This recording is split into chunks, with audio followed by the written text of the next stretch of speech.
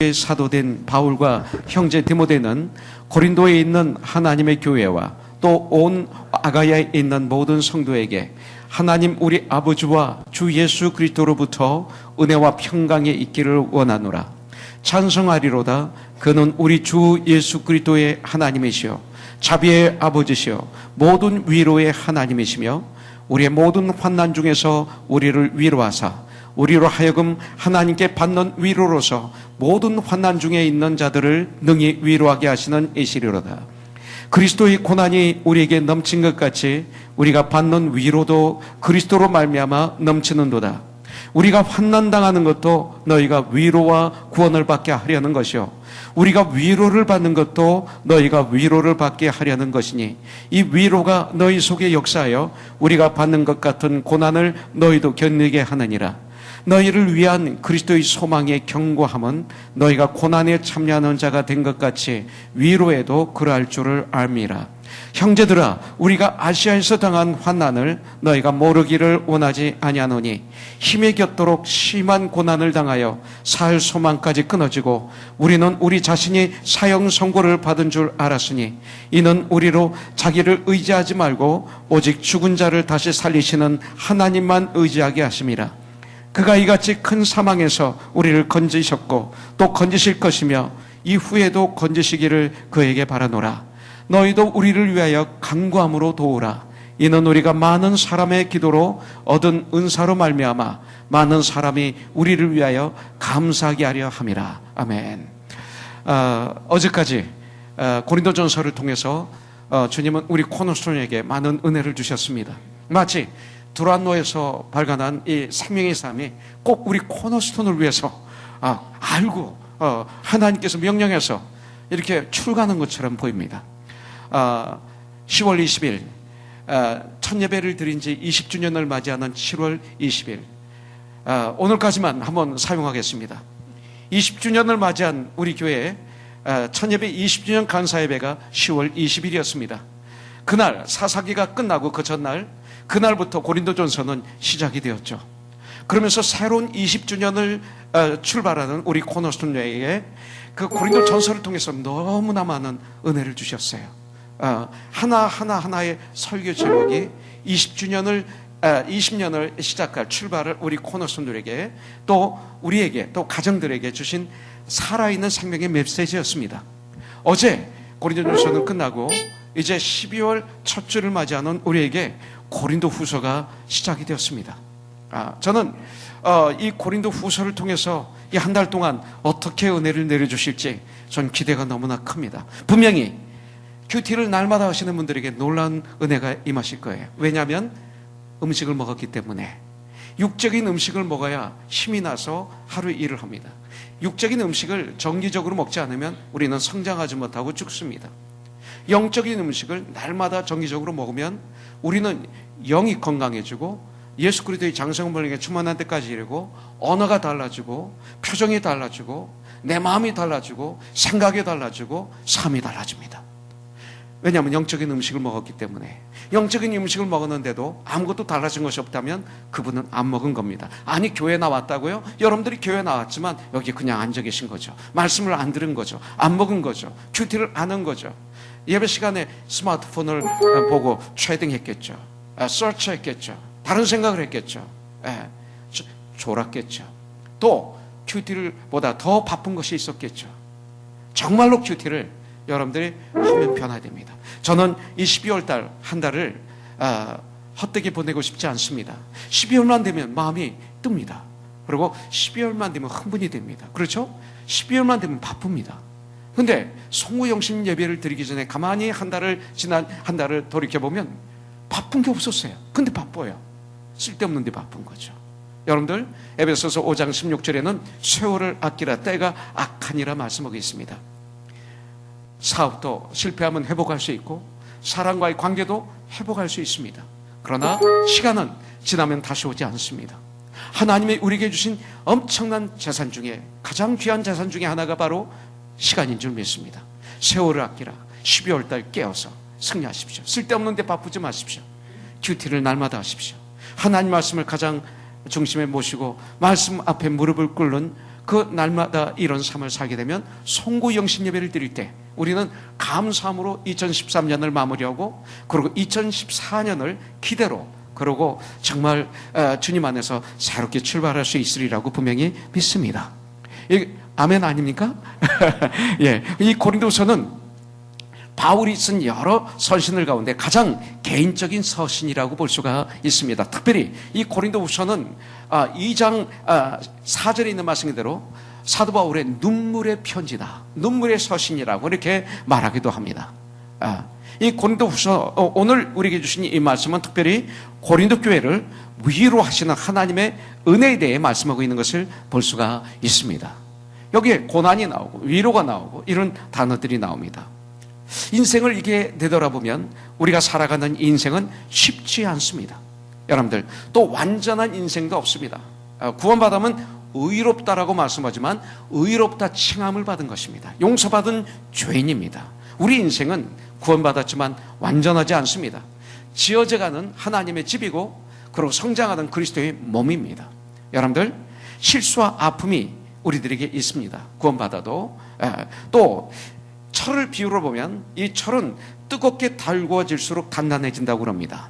좋은 철일수록 그만큼 더 오랜 시간을 불 속에서 달군다고 말하고 있습니다. 우리 삶도 마찬가지입니다. 우리 인생이 멋있는 인생이 되길 원합니까? 강한 인생이 되길 원합니까? 성경은 말하고 있습니다.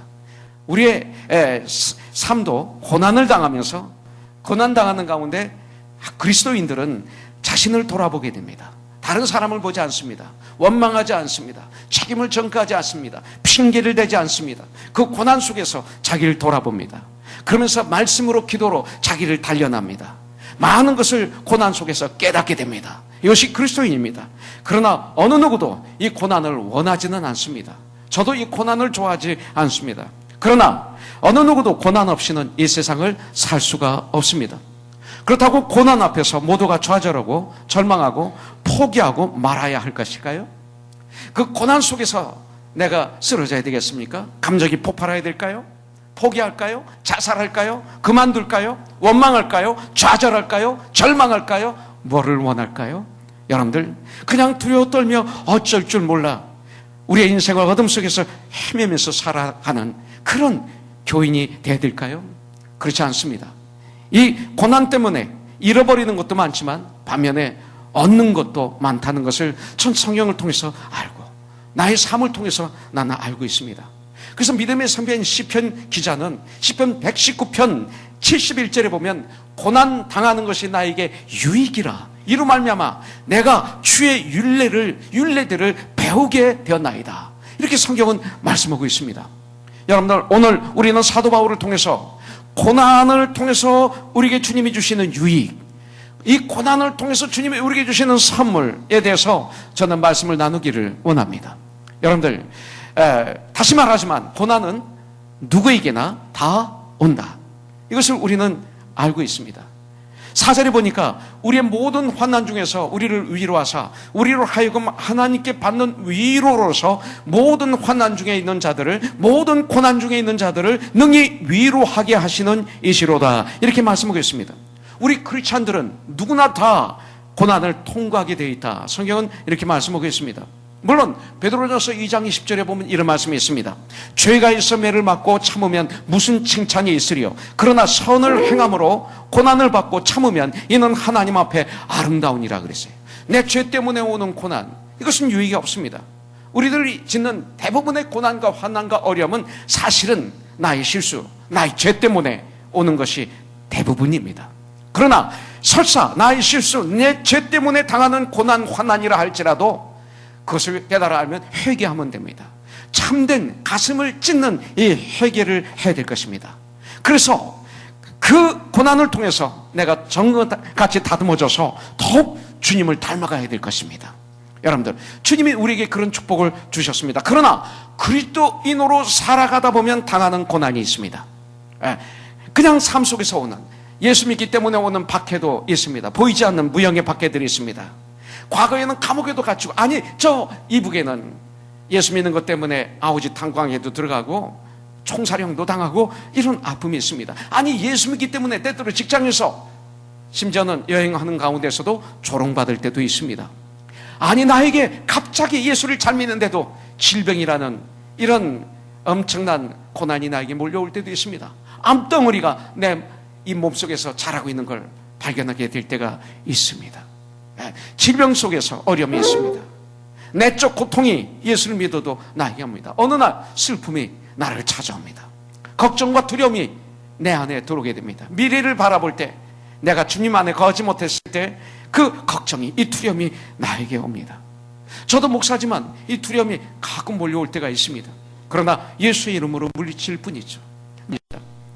고난 속에서 하나님이 위로를 주시고 현재의 고통과는 비교할 수 없는 미래의 영광을 주시는 나의 하나님이 계시다는 걸 우리가 안다면, 이 고난은 나에게 시편 기자처럼 유익이었다, 이렇게 고백할 수가 있을 것입니다. 그렇기 때문에 참 그리스도인들은 고난을 기쁘게 받아들이며 살아야 합니다. 고난을 기쁘게 받아들이며 살아야 됩니다. 이 고난을 기쁘게 받아들이며 살아야 됩니다. 왜냐하면 그 고난을 통해서 주는 유익이 많기 때문에 그렇습니다. 베드로전서 4장 16절에서는 그래서 이렇게 말합니다. 그리스도인으로서 당하는 고난이 있을 때 부끄러워하지 말고 오히려 하나님께 영광을 올려드려라, 이렇게 성경은 말씀하고 있는 것입니다. 이유가 있습니다. 고난이 왔습니까? 그리스도인으로서 당하는 고난이 있습니까? 부끄러워하지 마십시오. 오히려 하나님께 영광을 올려드리라고, 그 이름으로 하나님께 영광을 올려드리라고 성경은 말씀하고 있습니다. 세상에는 가만히 보면 고난들로 가득 차 있습니다. 과거에도 현재에도 미래에도 고난은 계속되고 있습니다. 마치 파도처럼. 여러분들에게도 반갑지 않은 이런 고난들이 있을 것입니다. 질병, 또 사람 관계에서, 또 미래에 대한 염려, 또 영적인 것에 이르기까지 다양한 이런 고난들이 있을 것입니다. 너무나 힘들고 지치신 분들도 계실 것입니다. 저는 일부 예배에서도 얘기했지만, 오래전에 임여건 집사님이 저에게 기도를 부탁한 것이 있어요. 목사님, 이것 좀 위해서 기도해 주십시오. 제가 요새 잠을 못 자겠습니다. 아니, 새벽 3시에 제가 벌떡 일어나서 차를 몰고 파울스버디에서 거기를 막 달리다가 돌아왔습니다. 너무 지금 힘듭니다. 뭐가 그렇게 힘듭니까? 그랬어요. 아니, 돈이 그렇게 많으신데 뭐가 힘듭니까? 그랬어요. 그랬더니 걱정하실 게 없을 것 같은데요. 그랬더니 이번에 내가 이거 하나 잘못 결정하면 몇백만 불이 이익이 생길 수가 있고 또 손해볼 수가 있습니다. 이거 하나 결정해서 그래서 여기서 잠을 자지 못합니다. 결정 한번 잘못 함으로 말미암아 수백만 불을 잠시 동안에 잠깐 잃어버릴 수도 있고, 그리고 그보다 훨씬 많은 돈을 벌 수도 있습니다. 이 결정입니다. 세상은 누구나 다 돈이 없어서 극한 가난 속에서 행복한 사람도 있고 걱정 속에서 사는 사람도 있는 반면에, 하나님께서 물질의 은사를 주어도 이 물질을 관리하기 위해서 오는 고민과 엄청난 고난과 환난이 있구나, 이것을 다시 한번 발견하게 됩니다. 그래서 같이 기도했던 적이 있습니다. 누구에게나 고난이 다 있다는 것입니다. 이것은 너무나 힘들고 너무나 어렵습니다. 그래서 이 자리에 오신 분들 중에서 힘들고 지쳐서 쓰러지기 직전에 가신 분도 계시리라고 믿습니다. 그러나 분명히 우리가 알아야 될 것은 이 고난은 끝이 있다는 것입니다. 고난은 분명히 물러간다는 사실을 우리는 알아야 됩니다.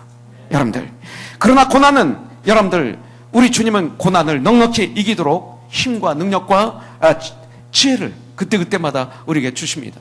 믿음의 주 우리가 온전케 하시는 예수를 바라본다면, 매일 아침이면 태양이 뜨고 저녁이면 태양이 지는 것 같이 고난은 뜨고 고난은 질 것입니다. 그런 가운데 우리는 정까지 다듬어지고, 그리고 정말 주님이 기뻐하시는 하나님의 사람으로서 주님 앞에 서게 될 것입니다. 이것은 인간으로서 불가항력적인 이 땅을 살아가는데 오는 당연한 과정입니다. 우리들은 고난이 오면 받아들이고 견디고, 그리고 이기면서 승리하면서 걸어야 될 것입니다. 고난이 왔을 때 도망가지 마십시오. 유혹은 피하라, 그러나 마귀는 대적하라, 성경은 말씀하고 있어요. 고난은 피하는 게 아닙니다. 고난은 피하면 죽습니다. 고난은 대적해야 됩니다. 고난은 뚫고 나가야 됩니다. 고난은 뚫고 나가면서 여러분들, 정말 여러분들 뚫고 나가면서 견뎌야 됩니다. 견디면서 이기면서 승리하는 전쟁을 우리가 해나가야 됩니다. 우리 모두에게는 주님 안에서 고난을 이길 능력이 이미 우리 안에 있습니다. 왜냐하면 하늘과 땅의 권세를 가지신 예수님이 내 안에 계시고 볼자다 내가 세상 끝날까지 너희와 항상 함께 있을 것이라. 주님이 나와 함께 하시기 때문에 그렇습니다.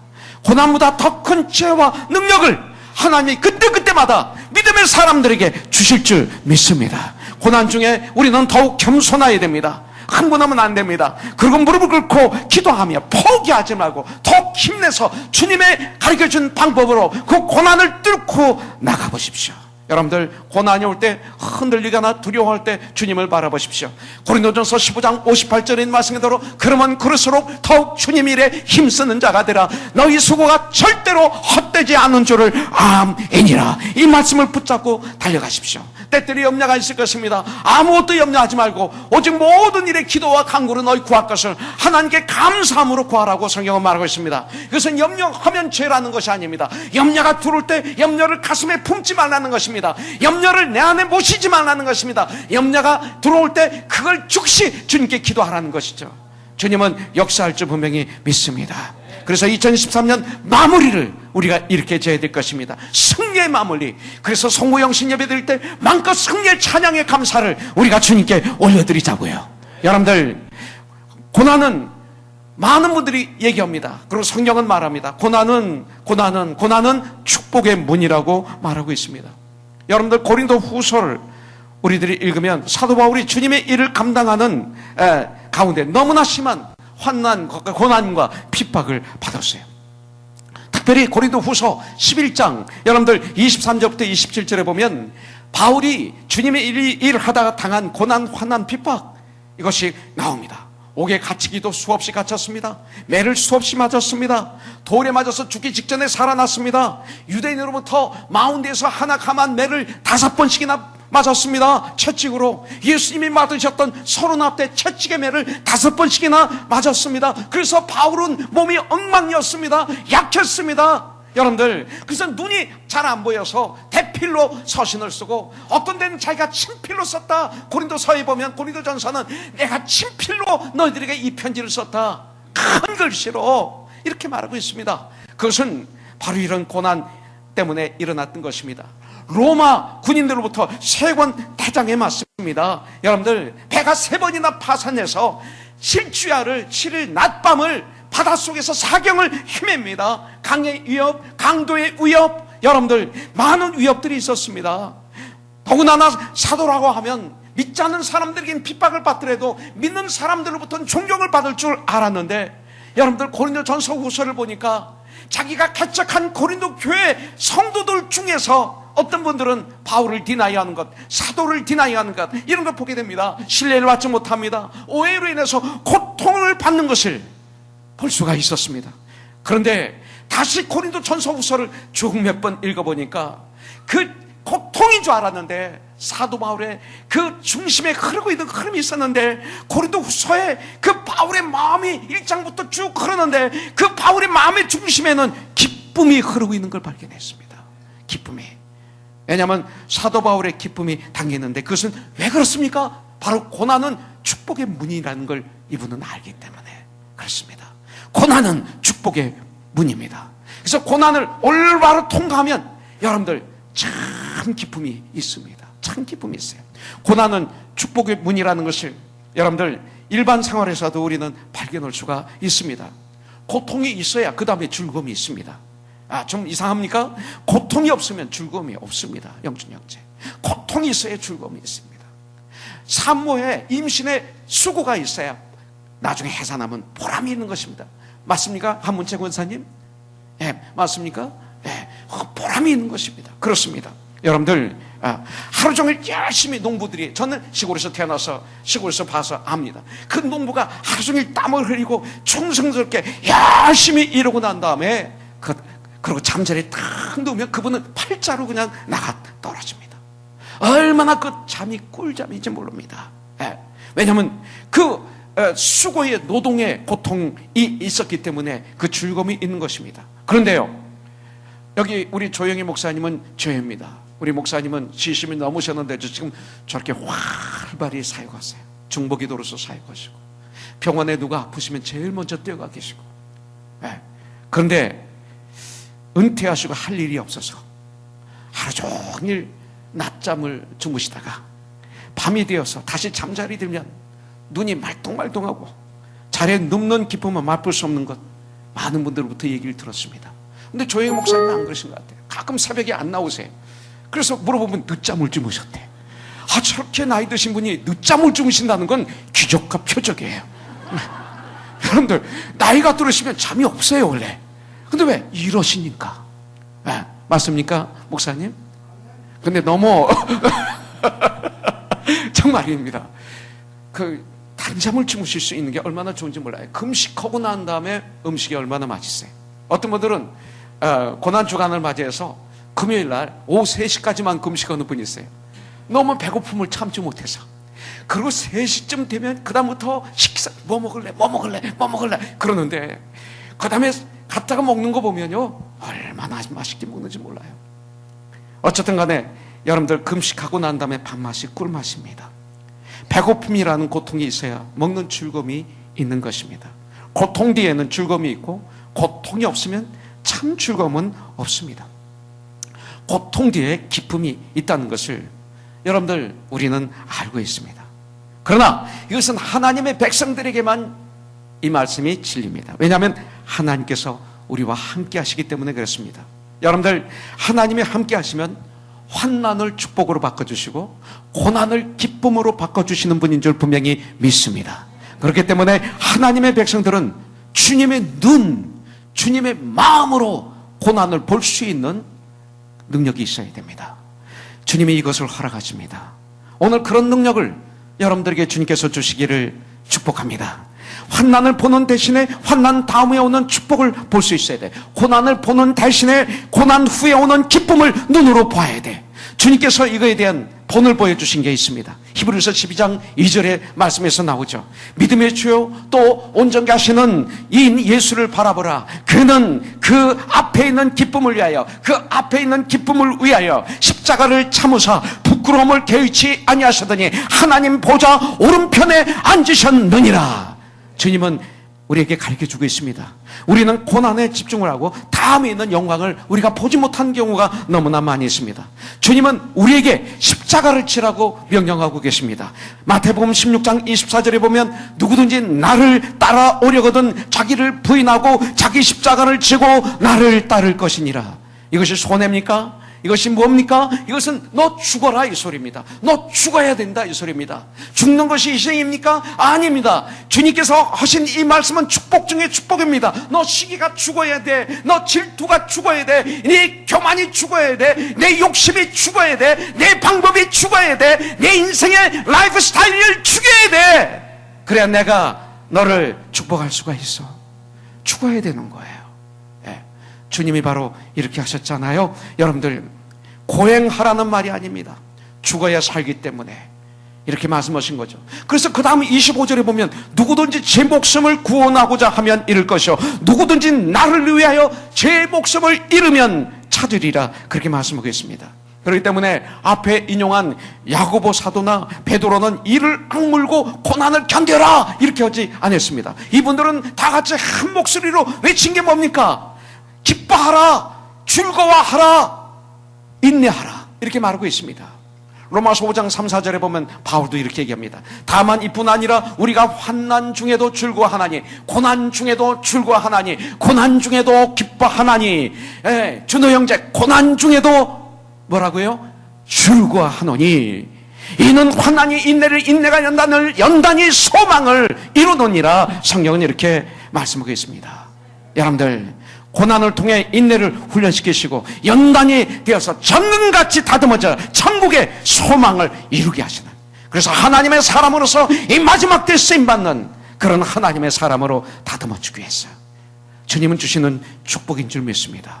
그래서 우리는 환난이 축복의 문이고 고통 외에는 기쁨이 온다는 것을 알아서 환난과 기쁨 가운데서 절대 원망하지 마십시오. 좌절하지 마십시오. 불평하지 마십시오. 책임을 전가하지 마십시오. 진정 기뻐하며 승리하는 그런 삶을 살아야 될 줄 믿습니다. 그래서 성경은 고난 가운데 기뻐하라고 명령하고 있는 것입니다. 자, 3절 4절 보겠습니다. 찬송하리로다. 그는 우리 주 예수 그리스도의 하나님이시요 자비의 아버지시요 모든 위로의 하나님이시며, 4절, 우리의 모든 환난 중에서 우리를 위로하사 우리로 하여금 하나님께 받는 위로로서 모든 환난 중에 있는 자들을 능히 위로하게 하시는 이시로다. 성경은 말하고 있습니다. 고난당할 때 우리에게는 위로자가 계십니다.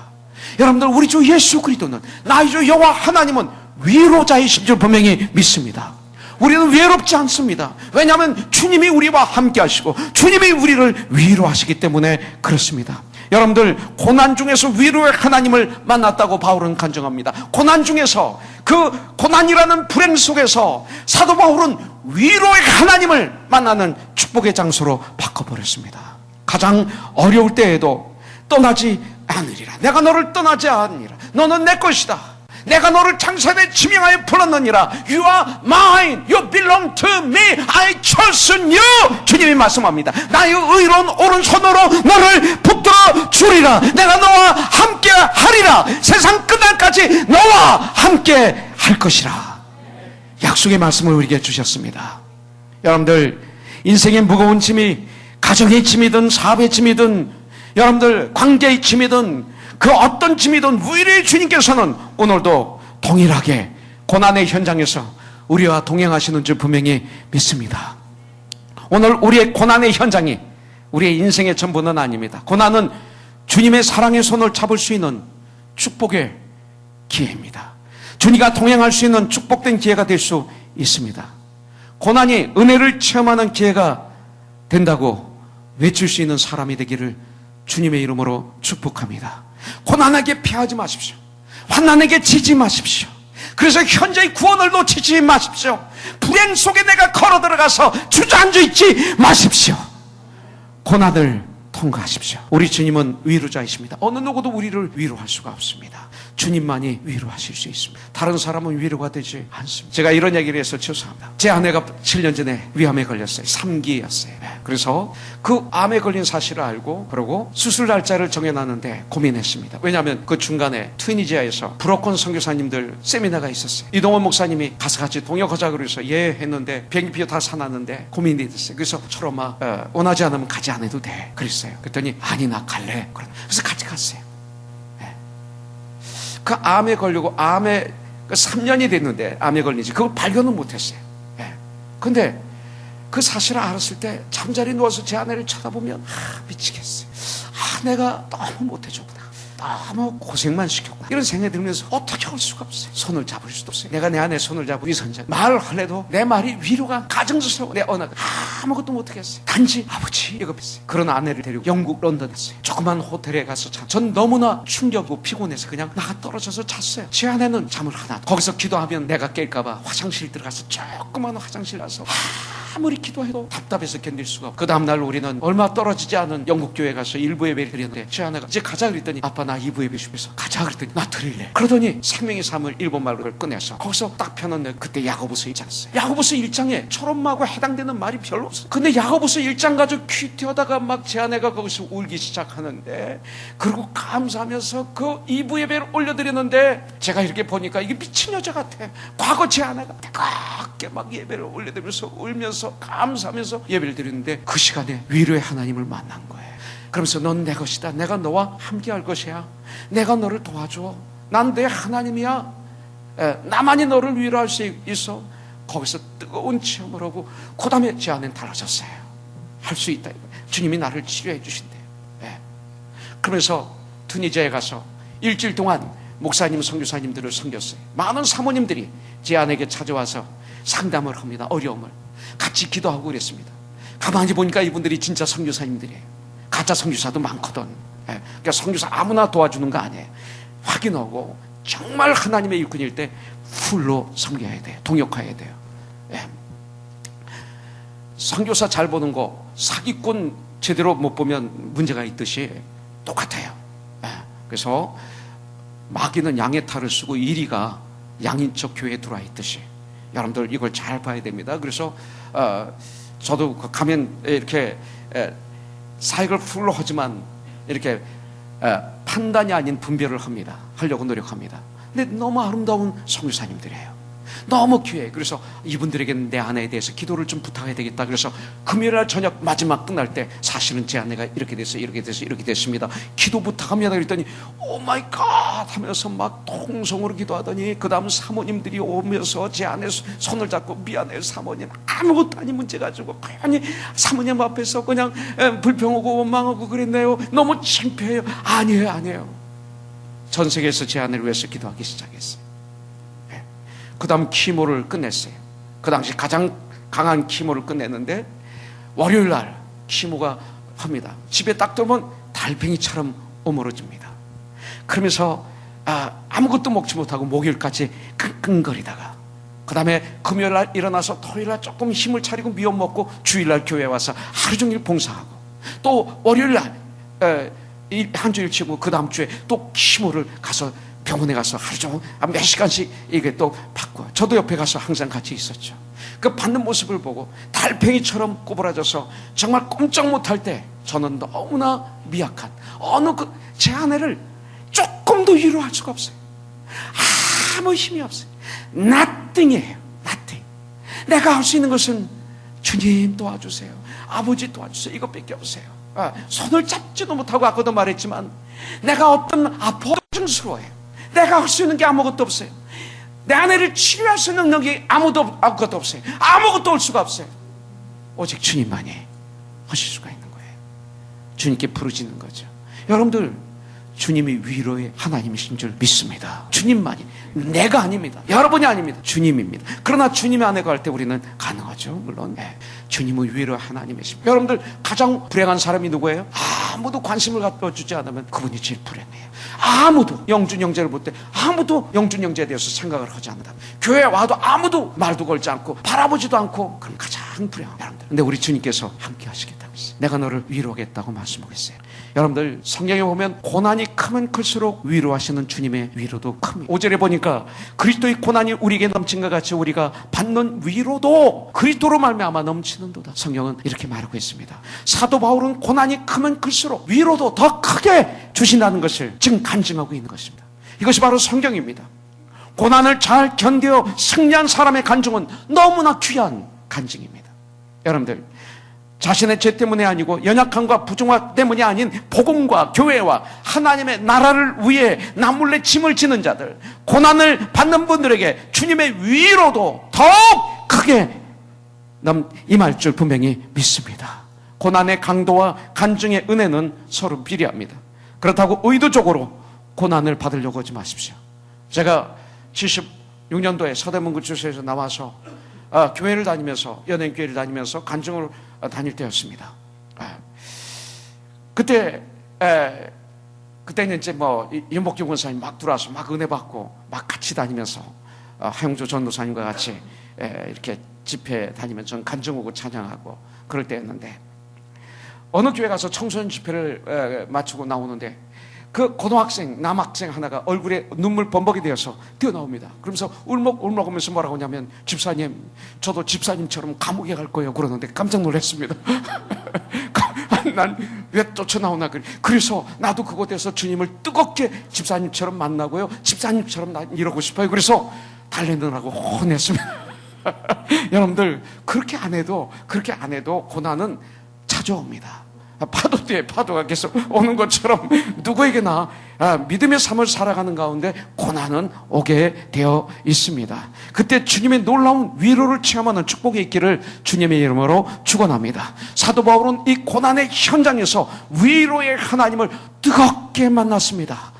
오직 고난의 현장에 설 때만 위로의 하나님은 다가오시는 걸 여러분들이 알아야 됩니다. 근데 어떻게 오십니까? 오셔서 어떻게 해주십니까? 바로 우리를 위로해 주시는데, 어떤 때는 이길 힘을 주실 때가 있고 어떤 때는 피할 길을 주실 때가 있습니다. 여러분들, 내가 싫어하는 단어 중에 이런 단어가 있어요. 형제님, 시간이 해결해 줄 거야, 시간이 지나면 괜찮아질 거야, 난 이 소리 하는 사람은 싫어요. 그렇지 않습니다. 시간은 절대로 해결해 주지 않습니다. 여러분들, 죄는 아무리 시간이 오래가도 해결하지 않으면 해결이 안 됩니다. 해결해야 해결이 됩니다. 세월이 약이 아닙니다. 가사에 세월이 약이겠죠. 그랬는데 아닙니다. 여러분들, 주님의 도우심만이 약입니다. 여러분들, 주님의 도우심만이 능력입니다. 주님만이 우리를 구체적으로 도와주실 수 있습니다. 사도 바울은 이 두 가지 위로를 맛봤습니다. 첫째는 고난을 견뎌낼 수 있는 힘을 맛봤습니다. 6절에 보니까 고난을 너희도 견디게 하느니라. 자, 고난을 피하게 했다, 고난을 이기게 했다가 아니라 고난을 견디게 하느니라. 고난이 없어진 것이 아니라 아직 내가 고난 가운데 있지만 하나님께서 그 고난을 넉넉히 견딜 수 있는 힘을 주신다. 성경이 이렇게 말씀하는 거예요. 그래서 사모님이 아까 그런 간증을 하신 거죠. 여러분들, 또 둘째는 고난에서 벗어나게 해주십니다. 10절에 보니까 그가 이같이 큰 사망에서 우리를 건지셨고 또 건지실 것이며 이후에도 건지시기를 그에게 바라노라. 이렇게 성경은 말씀하고 있습니다. 여러분들, 환난 끝에 축복이 있고 고난 끝에 기쁨이 있다는 이 확신할 수 있는 것은 하나님의 자녀만이 가지고 있는 특권입니다. 하나님께서는 신실하셔서 감당 못할 시험 당함을 허락지 않으시고 시험 당할 쯤에 또한 피할 길을 주시는 하나님이시기 때문에 그렇습니다. 고린도전서 10장 13절 말씀하시죠. 여러분들, 암송하는 분 한번 같이 한번 암송해 보십시오. 사람이 감당할 시험 밖에는 너희가 당한 것이 없나니 오직 하나님은 미쁘사 너희가 감당치 못할 시험 당함을 허락지 아니하시고 시험 당할 즈음에 또한 피할 길을 내사 너희로 능히 감당하게 하시느니라. 이건 약속입니다. 예수님을 거부한 사람들은 이런 축복의 그 확신을 가질 수가 없습니다. 그러나 실제로 고난에서 승리하지 못하고 환난의 일에 인생에 실패한 사람들을 우리는 많이 보게 됩니다. 그러나 중요한 것은 이 고난이 축복이 되는 것은 저절로 되는 것 아닙니다. 여러분들, 전지전능하신 하나님이 우리에게 개입하실 때만 가능합니다. 그리고 우리가 전쟁할 때만 가능합니다. 그리고 그 능력의 주님을 바라보는 자들에게만, 정말 의지하는 자들에게만 가능한 것입니다. 엄청난 고난과 환난과 역경을 우리 주님은 사용하셔서 오히려 좋은 그 열매를, 결과를 가져오게 하시는 하나님은 살아시고 우리를 돌보시는 하나님이시기 때문에 가능한 줄 믿습니다. 그래서 로마서 8장 28절에 보면 우리가 알거니와 하나님을 사랑하는 자 곧 그의 뜻대로 부르심을 입은 자들에게는 모든 것이 합력하여 선을 이루느니라. 이렇게 성경은 말씀하고 있어요. 그렇기 때문에 여러분들과 제가 하나님의 뜻 가운데 있으면 항상 환난은 축복의 문이고 고난은 기쁨을 가져오기 위하여 있다는 것을 믿어도 될 줄 믿습니다. 그렇기 때문에 바울 선배나 또 야고보 선배나 베드로 선배처럼 고난과 환난 역경 가운데에서 주실 축복을 기대하면서 여러분들 기뻐하는 전쟁을 하는 저와 여러분들이 되시기를 주님의 이름으로 축복합니다. 그런데 이 위로를 받은 하나님의 사람들, 이 사람들은 무엇을 할 수 있습니까? 위로할 수 있습니다. 아무나 위로할 수 있는 거 아닙니다. 아까 안 된다고 그랬어요. 어느 누구도 위로가 안 된다고 그랬어요. 그러나 위로할 수 있는 사람이 있습니다. 누구예요? 주님의 위로를 받은 사람들, 주님의 위로를 받아본 사람만 위로할 수가 있습니다. 여러분들, 하나님께서 환난 가운데 위로를 맛보시도록 하는 이유는 우리가 맛본 위로를 갖고 이웃을 위로하라고. 작은 예수, 그리스도인 예수님을 따라가는 삶, 예수님의 대사, 예수님의 편지, 이제 이것이 되는 것입니다. 교회 나온다고 되는 것 아닙니다. 6절에 보니까 우리가 환난당하는 것도 너희가 위로와 구원을 받게 하려는 것이요 우리가 위로를 받는 것도 너희가 위로를 받게 하려는 것이니, 바울이 이 위로가 너희 속에 역사하여 우리가 받는 것 같은 고난을 너희도 견디게 하느니라. 그러므로 우리 주님의 일꾼들, 우리 목자님들, 선생님들, 리더들, 여러분들, 하나님의 위로를 누리게 하기 위해서, 이 사역을 감당하기 위해서 하나님께서 여러분들에게 감당할 수 있을 만큼의 환난을, 고난을 허락하실지 모른다는 사실을 항상 알고 있어야 돼요. 굉장히 중요한 것입니다. 하나님의 위로를 맛보지 못한 사람들이 환난 가운데 있는 사람을 위로하려는 것은 진정한 위로가 될 수가 없습니다. 여러분들, 제가 병원에 가서 암이 걸린 형제자매들을 붙잡고 기도하며 기뻐합니다.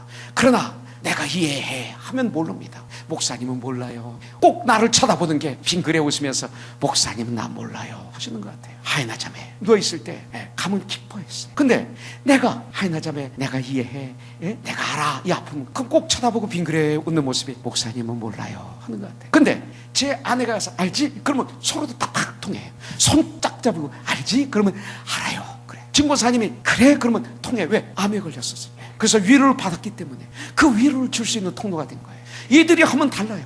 이들이 가서 손을 만지면 달라요. 어제 보니까 모니카 사모하고 제안하고 통하는 게 있더라고요. 내가 거기 못 들어가겠더라고요. 또 유방암 똑같아. 림프를 또 다 같이 빼냈어요. 동기동창해 보니까 제 아내가 좀 선배구나 이렇게 지금 농담할 수 있어요. 그죠? 암에 걸렸다는 소식을 우리가 듣고 어른들보다 사실은 대학생들이 얼마나 부르짖고 기도했는지 몰라요. 그죠? 그렇습니다. 가능합니다. 주님이 십자가에서 죽으셨기 때문에 우리를 살리실 수가 있습니다. 주님이 다 받으셨습니다. 그리고 우리를 도와주시는 것입니다. 여러분들 4절에 보니까 우리의 모든 환난 중에서 우리를 위로하사 우리로 하여금 하나님께 받는 위로로서 모든 환난 중에 있는 자들을 능히 위로하게 하시는 이시로다. 여러분들 이 일 감당하기를 원하십니까? 할렐루야 아니에요? 여러분들 이 일 감당, 이것만이 재산이, 이게 얼마나 큰 보람이 있는지 여러분들 위로를 받아보신 분만이 위로할 수 있어요. 참으로 구원받은 분은 복음을 외칠 수밖에 없어요. 만일 여러분들이 복음을 전하지 않으면, 예수님을 자랑하지 않는다면, 예수를 믿지 않고도 그냥 살아가는 내 남편을 보고도 가만히 있다면, 내 아내를 보고 가만히 있다면, 내 자녀를 보고도 신앙은 자유야 하고 있다면 여러분들은 아직 예수를 모르는 분이에요. 아직 여러분들은 구원을 체험하지 못했어요. 구원의 감격을 누리지 못한 분이에요. 구원의 기쁨을 누리지 못한 분이에요. 구원의 진정한 가치를 모르기 때문에 사랑하는 자들에게 주지 않은 것입니다. 위로를 받으신 분은 위로를 주게 돼 있고 정말로 구원을 체험하신 분은 구원을 외치지 않을 수 없어요. 여러분들 그런 저와 여러분들이 되기를 주님의 이름으로 축복합니다. 11절에 보니까 너희도 우리를 위하여 간구함으로 도우라. 이는 우리가 많은 기도로 얻은 은사로 말미암아 많은 사람이 우리를 위하여 감사하게 하리 함이라. 여러분들 기도하라고 말하고 있어요. 에베소서 6장 19절에 보니까 사도 바울은 너희는 나를 위해서 기도해달라. 내가 담대히 복음을 증거할 수 있도록. 여러분들 그 말이 안 되는 소리입니다. 에베소 교회 성도들은 사도 바울이 볼 때 어린아이 같은 신자, 마치 내가 주아한테 영준한테 영준 필요 없어, 선영 필요 없어, 주아야 나를 위해서 기도해줘. 내가 이번에 부흥회 갔는데 기도해줘. 주아는 그래도 기도할 수 있다. 지금 주아가 몇 살이지? 7살이니까 얘는 기도해요. 고메티가 주윤이가 몇 살이에요? 2살. 지윤아, 이 집안에서 나를 위해서 기도해 줄 분은 너밖에 없다. 네 아빠도 안 되겠고 엄마도 안 되겠다. 나 지금 부흥회 갔는데 기도해. 그러면 영준이가 나를 볼 때 우리 목사님 요새 조금 이상해 그럴 거예요. 여러분들 굉장히 중요한 걸 얘기합니다. 기도 부탁하는 걸 두려워하지 마세요. 그걸 어떤 명예, 마음 상하는 거로 인격 상하는 거로 생각하지 마세요. 기도는 침노하세요. 기도를 부탁하세요. 기도를 받으세요. 아무나 받으면 안 돼. 정말 검증이 된 사람들한테 받으세요. 여러분들 어려움이 있을 때 같이 기도하세요. 여기 놀라운 역사가 있습니다. 너희도 우리를 위하여 간구함으로 도우라. 기도함으로 우리를 도우라.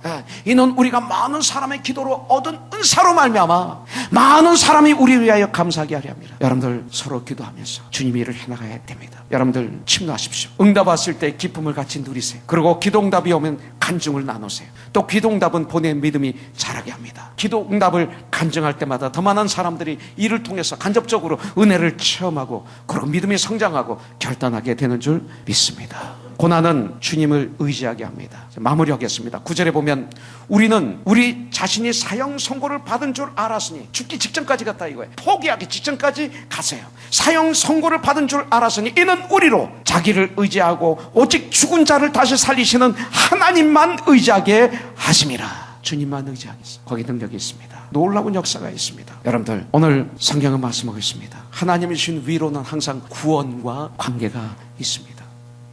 예수님을 영접해야만이 여러분들은 이 위로와 이 모든 것을 체험할 수가 있습니다. 하나님께서 주시는 위로는 언제나 예수 그리스도를 통한 우리의 구원과 직결되어 있습니다. 바울은 거의 죽음 일보 직전까지 갔다가 사망해서 자신을 건지시는 하나님의 놀라운 능력을 체험했습니다. 9절 10절에서 말합니다.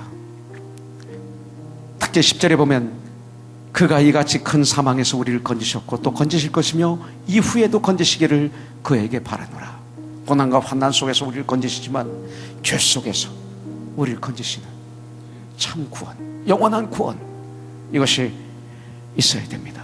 오늘 이 시간 아직 예수님을 영접하지 않으신 분이 이 자리에 있다면 예수님을 내가 주인인 자리에서 내려오십시오. 지금까지는 내가 결정하고 내가 모든 걸 알고 내가 주인이 되어서 살았는데 내가 지금 이 자리에 있는 거예요. 실패자예요. 그러나 하늘과 땅의 권세를 가지신 예수님, 길이신 진리신 생명이신 예수님, 십자가에서 우리의 모든 죽음의 문제를 해결하시고 대신 죽어주시고 3일 만에 부활하신 예수님, 하늘과 땅의 권세를 가지신 예수님, 예수님만이 천국을 갈 수 있는 유일한 길이요 진리요 생명이신, 죽음을 건너뛸 수 있는 유일한 물체, 나의 구원자는 예수님이세요. 오늘 성경에 있는 그대로 예수님을 마음으로, 예수님은 이제 지금까지 나의 주인이야, 예수님을 내가 진정으로 내 주인, 나의 구세주로 모셔드리, 마음으로 입으로 신하십시오. 이 시간 모셔드립니다. 내 안에 임하여 주시옵소서. 근데 내가 주님 앞에 무릎을 꿇겠습니다. 그러고 이제는 무시로 기도하며 주님의 말씀을 묵상하며 하나님께는 참된 예배를 드리고 내가 말씀과 기도로 성장해서 예수 그리스도의 장성한 분량에까지 교회 사는 믿는 형제자매들 간에는 예수님이 섬기신 것처럼 난 그렇게 섬기겠습니다. 믿지 않는 사람에게는 때를 얻든지 못 얻든지 복음을 담대히 전하겠습니다.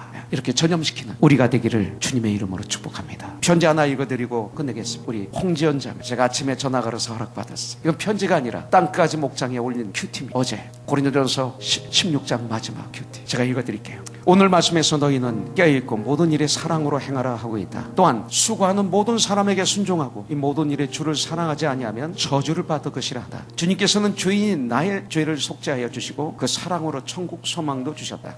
그 주님을 전하기 위해 사도 바울 사도는 일생을 드렸고 그로 인해 유럽과 아시아의 복음 전파의 초석이 되었음을 안다. 올 한 해를 돌아보며 나에게 얼마나 주님을 전하는 일을 하였는지 내 입술로 주님을 고백한 게 몇 번이나 있었는지 회개하며 되돌아보게 된다. 오늘 말씀에 모든 일에 사랑으로 행하라고 하고 있지만 나의 삶에 사랑이 많이 부족함을 고백한다.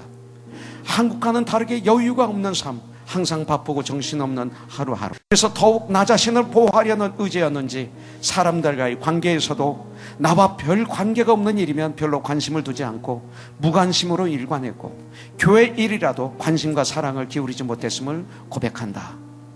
1년 동안 목장에 있으면서 지체를 위해 기도하고 관심과 사랑을 기울이는 것이 얼마나 소중한 일인지 하나하나 체험하고 느끼게 되었다.